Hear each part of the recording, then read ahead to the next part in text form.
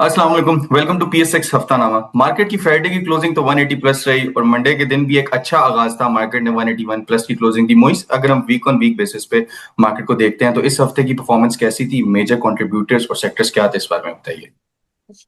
देखिए, मार्केट पहले भी हमने बताया था कि कंसोलिडेशन फेज के अंदर है। मार्केट 180 के अबव क्लोजिंग दी, जो कि अच्छी बात है। और हमारा रेजिस्टेंस एरिया जो मैंने बताया था आपको, वो 180 से लेकर 182 तक का। 182 क्रॉस करके मार्केट बंद होगी, वीकली क्लोजिंग आएगी तो हम फिर मार्केट को और ऊपर जाता हुआ देखेंगे। लेकिन फॉर नाउ 180 के अराउंड मार्केट अपने आप को सस्टेन कर रही है। ऑयल थोड़ा बढ़ता है, गिरता है, मार्केट पर इतना इम्पैक्ट नहीं पड़ रहा जितना पहले पड़ता था। तो मार्केट एक प्रॉपर कंसोलिडेशन फेज जिसको कहते हैं ना, मार्केट रुकी भी होती है, वॉल्यूम्स कम हो जाते हैं, इस तरह से मार्केट चल रही है। जुम्मेवार दिन के हालांकि वॉल्यूम्स जो है वो अच्छे थे। 38 करोड़ की केसी 100 के वॉल्यूम थे और केसी ऑल के वॉल्यूम्स तकरीबन 90 करोड़ के। तो volumes were good in market अगर हम देखते हैं तो। जी। और वीकली बेसिस पर अगर हम बात करते हैं तो नेट पॉइंट्स जो लूज किए थे जिस सेक्टर ने या जिस हम्म, स्क्रिप्ट ने, तो उसके अंदर सबसे टॉप पर ओजीडीसी था, फिर मीजान बैंक, एफएफसी की। मीजान बैंक की अर्निंग्स अच्छी आई थी पिछले साल के हम्म, मुकाबले, लेकिन ऑब्वियसली अर्निंग इतनी कोई ज्यादा इंक्रीज नहीं की जितना उसका रेट इंक्रीज हम्म, कर गया था। तो थोड़ा सा प्राइस की सेटलमेंट भी हुई मीजान बैंक के अंदर, फिर एफएफसी के कुछ पॉइंट्स लेस हुए। और जो ऐड किए थे पॉइंट्स वो हबीब बैंक ने किए थे। और माड़ी का हम्म, क्योंकि रिजल्ट बहुत अच्छा आया था, फिर डेटा सेंटर की बात चल रही है माड़ी के अंदर, तो उसने जी। ऐड किए पॉइंट्स। पीओएल और हपको की, क्योंकि आपको पता है कि बहुत ज्यादा डाउनफॉल आ गया था, उसके बाद थोड़ा सा रिकवर किया, जी। तो उसके भी कुछ पॉइंट्स इस हफ्ते के अंदर ऐड हुए थे मार्केट में। आपको तो बड़े अट्रैक्टिव लेवल्स पे अभी भी मिल रहा है, उसको लॉन्ग टर्म के लिए कम्युलेट किया जा सकता है। मुझे मैं रिफाइनरी सेक्टर की बात करूंगा। हमने काफी स्ट्रेटजीज और स्टॉक्स भी बताए थे, उनके बाइंग लेवल्स भी, और उनको सेल भी करवाया था। सिनर्जी को हमने देखा है काफी अच्छा परफॉर्म किया है इसने लास्ट वीक के अंदर, और पीआरएल ने भी जो एक्सपेक्टेड टारगेट्स थे उससे काफी ऊपर की परफॉर्मेंस दी है। तो क्या ये हमें रिफाइनरी सेक्टर आगे भी मजीद, सिंस इसकी खबर भी आई हुई है और चीजें मटेरियलाइज होने की तरफ भी जा रही हैं, तो क्या मजीद इसमें हमें कोई वॉल्यूम नजर आ सकते हैं आने वाले हफ्ते के अंदर भी? देखिए, पिछले हफ्ते तक तो बहुत अच्छा परफॉर्म कर रहा था, और लास्ट वीक के अंदर जो 4 दिन थे, जो 3 दिन थे सॉरी, उसके अंदर थोड़ा सा रुका हुआ था पूरा रिफाइनरी जी। सेक्टर। और लास्ट डे रिफाइनरी का रिजल्ट आया था पाकिस्तान रिफाइनरी का, 25 रुपए की earnings with in 10 minutes 69 rupees पे ट्रेड करा था, और 1 बजे अराउंड। और 1 बज के 10 मिनट पे उसने अपर कैप लगा चुका था 77.88 का। तो जी। Within 10 to 15 minutes result आया और अपर कैप की तरफ गया। ऑब्वियसली रिफाइनरी के मार्जिन थोड़े से इंप्रूव हुए थे। जब पीआरएल ऊपर गया तो ऑब्वियसली इसके पीछे पीछे सिनर्जी 12.70 चल रहा था 1 बजे। और उसके बाद जब जी। मार्केट बंद हो रही थी तो 14 रुपए के करीब का हाई लगाया और 13.80 13.70 के पास क्लोजिंग दी। अटक रिफाइनरी 1000 के ऊपर ही कंटिन्यूसली ट्रेड करा, जो कि अच्छी बात है। बुक वैल्यू भी 1500 रुपए, तो होपफुली 1500 अटक रिफाइनरी को हम जाता हुआ सून देखेंगे। और नेशनल रिफाइनरी भी 500 के ऊपर अब ट्रेड करे, 550 रुपए के अराउंड आ चुका है। लेकिन नेशनल रिफाइनरी में मेरा इतना इंटरेस्ट नहीं होता है। बाकी जो तीन हम्म। रिफाइनरी इसके अंदर ट्रेडिंग का मौका मिल रहा है। और आई थिंक जो मेरे टारगेट थे पाकिस्तान रिफाइनरी का, वो 69 68 के अराउंड था, वो टारगेट अचीव हो गया था। उसके बाद भी एक रैली दे दी, तो हो सकता है अभी भी आप लोगों को मौका मिल जाए, लोगों को मौका मिल जाए इसके अंदर ट्रेडिंग करने का। लेकिन with low quantity and stop loss अगर करेंगे तो फिर आप सेफ रहेंगे, क्योंकि फिर जब एक चीज आप महंगी ले लेते हैं और बहुत ज्यादा जी। महंगी लेते हैं ना, तो उसके बाद फिर हम्म। उसका अगेन रेट आने में, अगर नीचे चलेगा यहाँ से तो उसका अगेन रेट आने में फिर सालों लग जाते हैं। तो बेहतर है कि अपना लॉस आइडेंटिफाई करें, जितना कमाया है उतना ही रिस्क करें, ज्यादा रिस्क अपनी जो इक्विटी है वो रिस्क ना करें। करेक्ट। मोइज, हम मार्जिन्स की जहां तक बात करते हैं तो रिफाइनरी सेक्टर के अंदर कौन सी स्पेसिफिक कंपनीज हैं जिनके मार्जिन हम देख सकते हैं कि ज्यादा इंप्रूव हो सकते हैं जबकि ये चीजें सारी मटेरियलाइज होती हैं तो? देखिए, रिफाइनरी के मार्जिन सबके एक साथ ही इंप्रूव होते हैं। अब जो नेट बेनिफिशियल होगी ना कंपनी इन चारों रिफाइनरी में, हमने पिछले हफ्ते में के अंदर भी बात की थी कि पाकिस्तान रिफाइनरी की गवर्नमेंट एंटिटी है। पाकिस्तान रिफाइनरी की जो जी। पेरेंट कंपनी है पीएसओ, उसके बाद वैसे ही कैश के बहुत ज्यादा मसले हैं। तो रिफाइनरी जब अपग्रेड होगी तो ऑब्वियसली उसके लिए पैसा चाहिए होगा, लोन लेगी कंपनी। तो पाकिस्तान करेक्ट। रिफाइनरी को हो सकता है कि बैंक लोन इतनी जल्दी ना मिले, तो फिर हम्म। हो सकता है कि पाकिस्तान रिफाइनरी राइट इशू की तरफ जाए, क्योंकि पैसा तो रेज करना है आपको। राइट इशू के अंदर वो करेक्ट। जो है पैसा रेज कर सकता है, लेकिन राइट इशू अगर अनाउंस करता है तो फिर ऑब्वियसली शेयर के अंदर थोड़ा सा प्रेशर आता है, हमने देखा है ये पास के अंदर। इसके बाद अटक रिफाइनरी है, अटक रिफाइनरी के पास बहुत सारा कैश अवेलेबल है, तो वो खुद रिफाइनरी अपग्रेड कर सकता है। और अगर उसको लोन की नीड भी हो तो उसके बाद बड़ा ग्रुप है पीछे बैक पर। इवन नेशनल रिफाइनरी का भी यही बड़ा ग्रुप बैक पर है, अर्निंग्स अच्छी हैं, तो फिर करेक्ट। इनको भी लोन मिल सकता है। और जो सिनर्जी है वो बिल्कुल ही प्राइवेट कंपनी है। एक सिनर्जी मैनेजमेंट चेंज हुई है, पेट्रोल पंप भी अपने हैं, नाम भी चेंज हुआ रिसेंटली। तो हो सकता है इनको लोन बहुत जल्दी मिल जाए बैंक की तरफ से, या फिर कोई भी इन्वेस्टमेंट कंपनी को इन्वेस्टमेंट करनी तो सिनर्जी दे वुड पे, क्योंकि बड़ी लार्जेस्ट रिफाइनरी है पूरे पाकिस्तान की, और सबसे ज्यादा बेनिफिशियल भी है। रिफाइनरी अपग्रेड हो जाती है तो उसके बाद सबसे बड़ा बेनिफिशियल वैसे ही सिनर्जी, और लोन भी अगर जल्दी मिल जाएगा तो आई थिंक अगर लॉन्ग टर्म के लिए किसी को रखना हो तो सिनर्जी लेके रख सकते हैं। और रिसेंटली जो मैंने पेनी स्टॉक्स की वीडियो बनाई थी उसमें 8 या 9 रुपए का रेट था, जिस वीडियो को महीना या 1.5 महीना हुआ है, तो 8 9 रुपए से अब वो 14 रुपए पे आ गया है। 50% गेन तो ऑलरेडी दे चुका है। लेकिन अगर अभी भी आप सेल करके जो प्रॉफिट के पैसों वाले शेयर्स हैं वो अगर आप रखते हैं, तो मुझे लगता है कि लॉन्ग टर्म में 25-30 रुपए इजीली आपको इसके अंदर मिल सकते हैं। मुझे सिनर्जी के हवाले से मेरा ये भी सवाल होगा, कमेंट्स में भी आ रहा था कि इसके लॉन्ग टर्म टारगेट्स जैसे आपने भी बताया 25 रुपए तक भी जा सकते हैं, तो कंसिडरिंग सबसे बड़ी रिफाइनरी है, लेकिन अभी जिस तरह इसने आउट परफॉर्म किया है रिफाइनरी सेक्टर के अंदर बाकी स्टॉक्स को, क्या आपको नजर आ रहा है कि इसी साल के अंदर के इसका रेट जो है वो 20+ या 25 तक इसी साल के अंदर ये टर्न अराउंड दे सकता है? अगर देखें तो आउट परफॉर्म तो पाकिस्तान रिफाइनरी ने किया है पूरे रिफाइनरी सेक्टर में। जो 37 रुपए का था वो 75 रुपए तक जा चुका है, 100% का gain with in I think month और 2 मंथ्स, मैक्सिमम 2 महीने के अंदर 100% से ऊपर का रिटर्न पाकिस्तान रिफाइनरी ने प्रोवाइड किया। सिनर्जी की जहां तक बात करते हैं तो 8 रुपए का 14 रुपए, 6 रुपए का गेन दिया है, और परसेंटेज की अंदर हम करते हैं तो 70%, 75% के करीब सिनर्जी ने गेन दिया है। नेशनल रिफाइनरी को देखें तो 350 रुपए का, सॉरी 550 रुपए, तो उसने भी कम गेन दिया है, 60-70%। तो सबसे ज्यादा आउट परफॉर्म पाकिस्तान रिफाइनरी ने किया है। लेकिन मुझे लगता है पाकिस्तान रिफाइनरी हो सकता है थोड़ी रैली अब रुके, जिस तरह से लास्ट डे जो मैंने परफॉर्मेंस देखी थी सिनर्जी की, जितने वॉल्यूम्स और जितनी जल्दी ऊपर बढ़ा, तो आई थिंक अब सिनर्जी के अंदर एक हमें रैली अगेन मिल सकती है। लेकिन वही स्टॉप लॉस के साथ आपने काम करना है, या फिर अगर आपके पास पुराने शेयर से तो आप सेल करके अपनी इक्विटी के प्रॉफिट वाले शेयर जो हैं वो होल्ड कर सकते हैं। करेक्ट। मैं मुफीस ऑटो सेक्टर के हवाले से जानना चाहूंगा थोड़ा सा कि अभी काफी ऑटो मैन्युफैक्चरर्स हैं वो अपनी प्राइसेस गाड़ियों की बढ़ाने का प्लान कर रहे थे। ऑटो पॉलिसी डिले भी हुई, लेकिन होंडाई जैसे है उसने प्लान कर लिया कि वो अपनी इलेंट्रा जो हाइब्रिड है उसकी प्राइस बढ़ा देगी। अब 25% टैक्स के साथ जो प्राइस है वो 25% इंक्रीज होगी, तो तकरीबन 120 तक प्राइस जा सकती है उसकी। इसी तरह आप मुझे बताइएगा कि PHEV और हाइब्रिड व्हीकल्स के अंदर साजियों की सेल्स भी आप लास्ट वीक बता रहे थे कि वो भी सेल्स डाउन हुई काफी, तो किस हद तक इम्पैक्ट जो है आपको लगता है कि हाइब्रिड और PHEV के अंदर आ सकता है, और इसका एक impact of course listed companies के ऊपर भी आएगा, इस बारे में भी बताइएगा, और किस हद तक ये अफेक्ट कर सकता है ऑटो मैन्युफैक्चरर्स को? अच्छा, देखिए सबसे पहले तो हम लोग ने कंज्यूमर मार्केट में रहते जी हैं, तो हम देखते हैं चाहे गाड़ी करोड़ की हो, वही गाड़ी 8 करोड़ की होती है। वही हैवल जब लेट्स से 1 मिलियन से, सॉरी 10 मिलियन के ब्रैकेट से नीचे की थी तब भी बिकती थी, 10 मिलियन के ब्रैकेट से ऊपर हो गई तब भी बिकती थी। तो कंज्यूमर मार्केट, तो चीजें तो आपको, सेल्स तो आपको नजर आएंगी। आपको बहुत शौक है गाड़ियों का, आप गाड़ियों का बड़ा डिस्कशन करते हैं, अक्सर शो में भी सवाल लेते हैं। That means if you like something और आपके एक कंज्यूमर लॉयल्टी बिल्ड होती है, तो लोग उस प्रोडक्ट की तरफ जाते हैं। अच्छा, प्राइस पॉइंट पे जब हम बात करते हैं ना, तो अब जो चाइनीज व्हीकल का एक मेजर चीज जो लोगों ने अब विटनेस की है, उसके पार्ट्स की अवेलेबिलिटी। पार्ट्स बड़े एक्सपेंसिव हैं, जैसे जेको के बारे में हम कहते हैं, या ये अब तो नॉन लिस्टेड में आई थिंक दीपाल जो है, ये इस तरह के पार्ट्स के बड़े इशू हैं कि बड़े एक्सपेंसिव पार्ट्स हैं।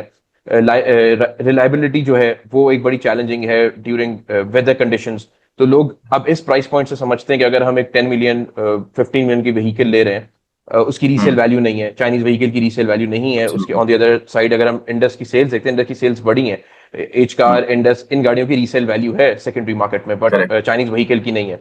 तो एक तो आपकी सेकेंडरी मार्केट में रीसेल वैल्यू नहीं है, आपके पार्ट्स की अवेलेबिलिटी, रिलायबिलिटी, बहुत ज्यादा चीजें अब चैलेंजिंग हो गई, और आपका प्राइस पॉइंट भी अब आपका बढ़ जाएगा, क्योंकि चाइनीज व्हीकल अट्रैक्टिव ही एक चीपर प्राइस पॉइंट पे थे। लेकिन अगर वही प्राइस पॉइंट बढ़ जाएगा, then people would tend to have again. जब चाइनीज मार्केट ने मार्केट पकड़ी थी, चाइनीज व्हीकल से मार्केट पकड़ी थी, तो उसका रीजन ये था कि 3 प्लेयर्स से मेजर, होंडा था, टोयोटा था एंड सुजुकी था। इसके अलावा कोई मेजर प्लेयर नहीं था। तो हैवल आया जब सासगार ने इंट्रोड्यूस कराया GWM मोटर्स, उसके बाद और व्हीकल्स एंटर किए। सिमिलरली अगर हम देखते हैं कि अगर ये व्हीकल्स बहुत ज्यादा बढ़ जाते हैं और उस प्राइस पॉइंट के नीचे हमारी वही कन्वेंशनल बिग 3 जो पहले थी, वो सेडान सेगमेंट में कोई गाड़ियां इंट्रोड्यूस करा देती हैं, और ये क्योंकि एसयूवी का बहुत ज्यादा रुझान आया था, एसयूवीज बहुत ज्यादा बिकी थी और एसयूवीज नहीं मार्केट पकड़ी थी। अगर सेडान के सेगमेंट में प्राइस पॉइंट से कोई अट्रैक्टिव ऑप्शन आ जाए, तो फिर लोग उस तरफ जाएंगे। डेफिनेटली सेल्स पे इंपैक्ट पड़ सकता है प्राइस पॉइंट को लेके। कितना पड़ेगा वो हमें इन द कमिंग मंथ्स पता चल जाएगा। ऑटो पॉलिसी फाइनलाइज होने के बाद हमें पता चल जाएगा कि कितना ज्यादा इंपैक्ट पड़ रहा है, और उसके बाद इनिशियल सेल्स से आइडिया हो जाता है कि कुछ सेगमेंट्स वो होते हैं, जैसे हम लोग कहते हैं ना, साल के एंड पे जब आप ऑटो सेक्टर में गाड़ियां कम बुक होती हैं, स्टार्ट ऑफ द ईयर ज्यादा बुक होती हैं because of the new model. तो अब आपको क्लैरिटी मिलने लग जाएगी जब आपकी ऑटो पॉलिसी पास ऑन होगी कि कितनी गाड़ियों पे कितने टैक्सेस हैं। जब चीजें फाइनलाइज हो जाएंगी, फिर लोग अपने डिसीजन को शायद रिवाइज करें। शायद एक एसयूवी का सेगमेंट जो एक बहुत बड़ी लहर आई थी पाकिस्तान में, जो पिछली ऑटो पॉलिसी में एक बड़े बेनिफिशियल भी थे, हैवल सासगार ने उसको कैपिटलाइज किया। हो सकता है इन द कमिंग डेज अब वो शायद सेडान ब्रैकेट में कोई चीज आ जाए। हमारे पास इलेक्ट्रिक व्हीकल्स बहुत ज्यादा हैं, रीव के व्हीकल्स बहुत ज्यादा हैं, तो बहुत ज्यादा चीजें अभी देखने वाली होंगी। बट सेल्स जितनी ज्यादा हमने देखी हैं ड्यूरिंग दीज 3 इयर्स, वो तो डेफिनेटली थोड़ी बहुत तो इम्पैक्ट होते हुए नजर आएंगी। करेक्ट। मुफीस, आपने टारगेट प्राइस पॉइंट की बात की है, तो इस बारे में आप बताइएगा आपकी क्या राय है कि लेट्स से PHEV और हाइब्रिड व्हीकल्स की जो है टैक्स रेट 25% से इनकी प्राइस हाइक कर जाती है, लेकिन होंडा, सुजुकी और इंडस के अलावा अगर हम देखते हैं तो गैल जो है, गैल हाइब्रिड और पीएचईवी के अंदर अभी है नहीं, वो बना कमर्शियल व्हीकल्स रही हैं और उसके अलावा पिकअप्स की तरफ है, उनके कंबशन गैसोलीन इंजन हैं। तो क्या गैल इसमें एक ज्यादा बेनिफिशियरी हो सकती है कि उनकी सेल्स ज्यादा बढ़ सकती हैं और क्या उनके शेयर पे उससे एक पॉजिटिव इफेक्ट आ सकता है? अच्छा, गैल और जीएचएनआई को बताने से पहले मैं आपको ये बताता हूँ कि ये हमने ना रोजनामा में, हफ्तानामा में, मिड डे में मुझे कवर किया था। गैल और जीएचएनआई को बताया था ऑटो सेक्टर में, और वो कंपनीज चली भी हैं। और अगर आप ऑटो सेक्टर को ओवरऑल भी देखते हैं तो आपको गैल और जीएचएनआई चलते हुए नजर आती हैं। Definitely there is a momentum. अगर हम गैल को देखते हैं, उसकी जो लॉन्च लाइन थी, जैकी 900, फ्रीजन, ये सारे सेगमेंट से एक बड़ी चीपर प्राइस पे निकाले थे, और वहां पे हमने सेल्स देखी। अगर हम X200 वाली साइड, अगर हम ये व्हीकल्स, कमर्शियल व्हीकल्स की बात करते हैं जीएचएनआई की, तो वो भी एक सेल्स प्राइस पॉइंट से एंड सेल्स परस्पेक्टिव से नजर आ रही हैं, चलते हुए नजर आ रही हैं, सेल्स के नंबर्स आ रहे हैं। और शेयर का जो वॉल्यूम हमने देखा है, increase in the share price in terms of volume, वो भी हमें बेहतर नजर आया अगर हम ऑटो सेक्टर की बात करते हैं। तो यस, इसमें आपको गैल में और जीएचएनआई में मोमेंटम नजर आ सकता है, बिल्कुल नजर आ सकता है। और अगर आपको ऑटो सेक्टर में काम करना है तो आपको ये दो कंपनी अपनी नजर में रखनी चाहिए कि इसमें आपको एक एक चाल मिल सकती है। और ये हम ऑलरेडी आपको शोज में बता भी रहे होते हैं। तो अगर आपको पर्टिकुलर रेंज चाहिए कि लेट्स से गैल को किस रेंज में ट्रेड करना है, कहाँ पे खरीदना है, कहाँ पे बेचना है, क्या स्टॉप लॉस हो सकता है, वो आपको मूवीज मिड डे में कवर करते रहेंगे, जैसे हम पहले भी रोजनामा या मिड डे में कवर करते हैं। तो जहां तक साजियो की बात है, बाकी कंपनीज की बात है, तो उसमें थोड़ा सा अभी यूं समझिए कि वॉल्यूम या लिक्विडिटी कम है, इतना ज्यादा रुझान नहीं है। गैल और जीएचएनआई एक्टिव ट्रेडिंग करा रहे हैं, तो जो कंपनी आपको एक्टिव ट्रेडिंग करा रही है, तो उसमें आपको अगर ट्रेडिंग करनी है तो आपको एक्टिवली उसी में काम करना पड़ेगा, इंस्टेड कि आप दूसरे सेक्टर्स या दूसरी कंपनी की तरफ जाएं। सो यस, गैल और जीएचएनआई आपको एक्टिव ट्रेडिंग करा रही है, तो आपको उन ऑप्शन को सामने रखना चाहिए। करेक्ट। वैसे भी people are reluctant to change, क्योंकि हाइब्रिड जब बिकनी शुरू हुई थी उसके बाद अभी टैक्स रेट्स की बात आ रही है तो लोग वापस गैसोलीन इंजन की तरफ आ रहे हैं। और जैसे हमने सिटी को, होंडा की अगर हम बात करें तो सिटी की सेल सबसे ज्यादा थी, क्योंकि उसका प्राइस पॉइंट जैसे आपने बताया इफेक्टिव था, जिसकी वजह से उसका एक पॉजिटिव इफेक्ट हमें सेल्स के ऊपर भी नजर आया। वीस, अगर हम ऑयल प्राइसेस की बात करते हैं, जियोपॉलिटिकल टेंशंस अभी ऐसे कोई खबर हमारे सामने तो आ नहीं रही, और ऑयल की अगर हम क्लोजिंग भी देते हैं 82 रुपीज समथिंग, $82 पे आई, $81 पे आई है। तो आपको क्या लगता है कमिंग वीक के अंदर जो मंडे को इसकी ओपनिंग होगी, क्या हम 80s की रेंज में ही देख सकते हैं या ये वापस 70s में आ सकता है? देखिए, 80 की भी बॉर्डर लाइन पर ही, 81, 80 इतना ही चलेगा। हो सकता है थोड़ा सा स्पाइक करके खुले भी $1-8, $1 लेट्स से, तो फिर थोड़ा बहुत नीचे आ जाए, तो ये 80, 82, 79 इसी रेंज में ट्रेड करता रहेगा। क्योंकि जियोपॉलिटिकल फ्रंट पे इस तरह की कोई खबर नहीं है जिससे ज्यादा क्योंकि ना मेरी नजर से इस तरह की कोई चीज गुजरी है। डेफिनेटली यूएस की तरफ से मैं बहुत ज्यादा खबरें पढ़ रहा था कि वो लोग एक न्यू वेव रिटेलिएशन स्टार्ट कर रहे हैं अगेंस्ट ईरान, जी। खबरें आ रही हैं। तो बातें इस तरह की बहुत ज्यादा चल रही हैं। बट मार्केट खुलेगी आज सुबह early in the morning oil की, तो हमें वैसे ही पता चल जाएगा कि करेक्ट।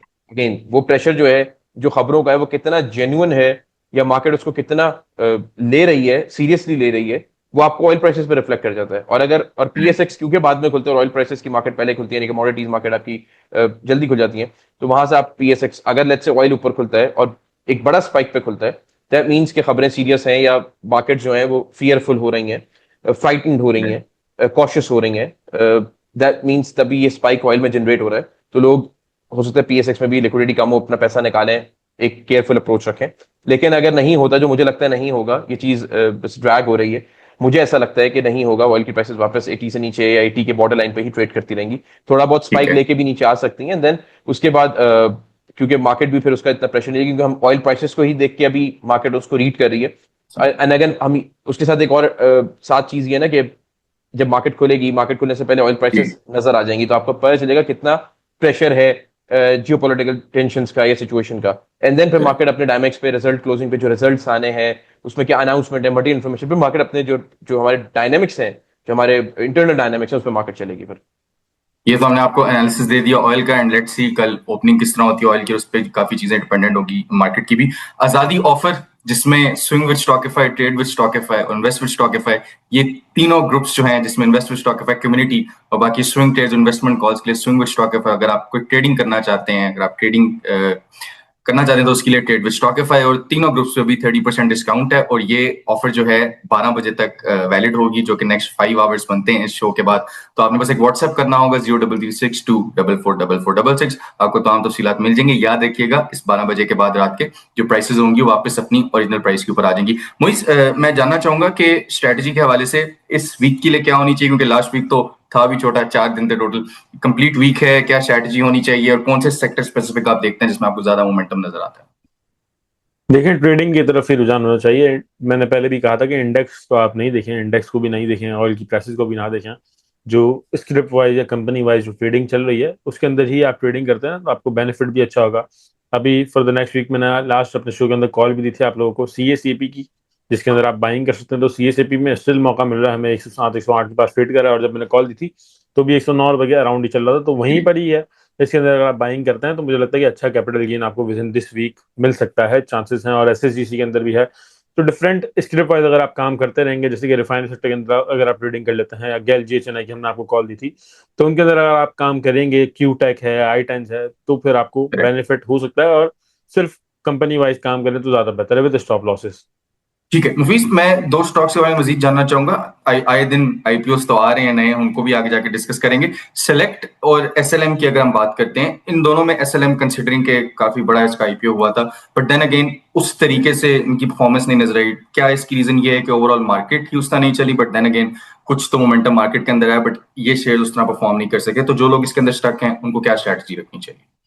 अच्छा देखिए, आईपीओस को मैंने पहले भी बताया कि आईपीओस को समझा करें। जब आईपीओ आता है ना, तो आईपीओ में जो लोग आईपीओ भरते भी हैं और उनका जो इनिशियल एक थॉट प्रोसेस होता है वो होता है कि जल्दी गेन मिल जाएगा आपको। वो ये करेक्ट। नहीं होता कि आप उसे आपने वो आईपीओ से लेके रखा और फिर आपने कंपनी बेचनी नहीं और आपने 5 साल की इन्वेस्टमेंट करनी, ऐसा ऐसा नहीं होता। वो आईपीओ नीचे भी आएगा, करेक्ट भी होगा, उसमें से लिक्विडिटी निकलेगी। क्योंकि अभी करेक्ट। एसएलएम इतना अट्रैक्टिव नहीं होगा, सेलेक्ट इतना अट्रैक्टिव नहीं होगा जितना काम आपको ओजीडीसी करा देगा, जितना काम आपको गैल करा देगा। Absolutely. Why would anybody want to work in SLM initially, right? क्योंकि उसने पैसा बना के आपको आईपीओ में दे दिया, अब आपने नहीं बेचा, आपने प्रॉफिट बुकिंग नहीं की, तो वो फिर अब आपके एंड पर है कि आप बेच नहीं पाते।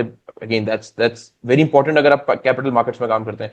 तो जो आईपीओ होते हैं उनका इनिशियल ये होता है कि आपको एक फॉरेन बड़े कम टाइम में एक अच्छा गेन मिल जाता है, उसके बाद उसमें से निकलना होता है। उसके बाद आप उसके क्वार्टर, 2 क्वार्टर, साल, उसकी कोई फाइनेंशियल रिपोर्ट, अर्निंग, कोई हेल्थ कंपनी की देखें, फिर उसमें आप अपनी नई स्ट्रैटेजी बनाएं। या अगर वो बिल्कुल। बहुत एक्टिवली ट्रेड करा रहा है, फिर आप उसमें अपनी थोड़ी थोड़ी ट्रेडिंग की पोजीशन ले सकते हैं। लेकिन ऐसा नहीं होना चाहिए कि अगर आपने एक आईपीओ भर ली और उसके बाद अब आप उसमें से निकले नहीं, फिर वो नीचे आ गया और फिर वो बिल्कुल ही उसमें से जान निकल जाए, फिर आप कहें कि अब ये चल नहीं रहा। तो चलेगा वो तब जब उसमें वापस जान आएगी। वो आईपीओ में ही उसके हाइप होती है, आईपीओ में उसके अंदर जान डलती है। उसके बाद अब जो डायनामिक्स है उसमें एसएलएम या सेलेक्ट में क्या डायनामिक आएगा इनिशियली, राइट? अंटिल उसके अंदर कोई अनाउंसमेंट, कोई मटेरियल इन्फॉर्मेशन या कंपनी को बहुत बड़ा मैसिव कुछ प्रोजेक्ट क्लोज कर दे, कोई अर्निंग अच्छी आ जाए, इसके अलावा तो नहीं आएगा ना। तो जिन कंपनियों में न्यूज है, जैसे मुइज आपको सीएसएपी की बात कर रहे हैं, जो न्यूज के यस। ऊपर न्यूज बेस्ड ट्रेडिंग हो रही है या जिनके अंदर रिजल्ट्स अच्छे आ रहे हैं, आपको वही, जैसे मिजान की हमने बात की, हम फैसल बैंक की बात करते हैं, हमारी की बात करें, जैसे बिल्कुल। मुझे डेटा सेंटर्स कह रहे हैं, हमने कहा उनके टैक्स रिवर्सल, इस तरह की जो कंपनीज आपको जिनमें खबरें आ रही, रिजल्ट्स आ रहे हैं, उनमें आपको काम करने का मौका मिलेगा। पुरानी कंपनीज है, नई कंपनीज आईपीओ के बाद थोड़ी रुकती हैं, उसके बाद उनमें मोमेंटम वापस बढ़ता है। तो अपनी स्ट्रैटेजी को रिवाइज करें। अगर आप लोग फंस गए हैं तो SLM is not a bad company, मतलब ठीक है, उसका आईपीओ अच्छा था। सेलेक्ट तो हमने रेकमेंड भी नहीं किया था इनिशियल, उस ट्रू। जब आईपीओ भी आया था तो हमने कहा था कि अभी इसको थोड़ा सा नीचे आना चाहिए। प्राइस के हवाले से हमें थोड़ा एक्सपेंसिव लग रहा था, हमने कहा था कि अगर थोड़ा नीचे मिले तो उसको लेना चाहिए। तो आई थिंक अब आप अगर एसएलएम में तो आप होल्ड कर सकते हैं, बट अदर देन दैट बाकी आईपीओ में आपको ये समझना चाहिए कि प्रॉफिट बुकिंग बहुत इंपॉर्टेंट होती है और उसके बाद नई स्ट्रैटेजी बनती है।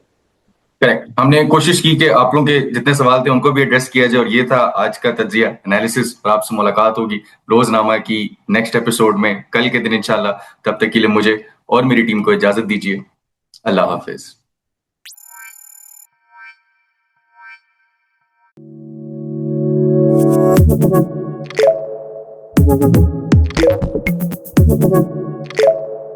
Thank you.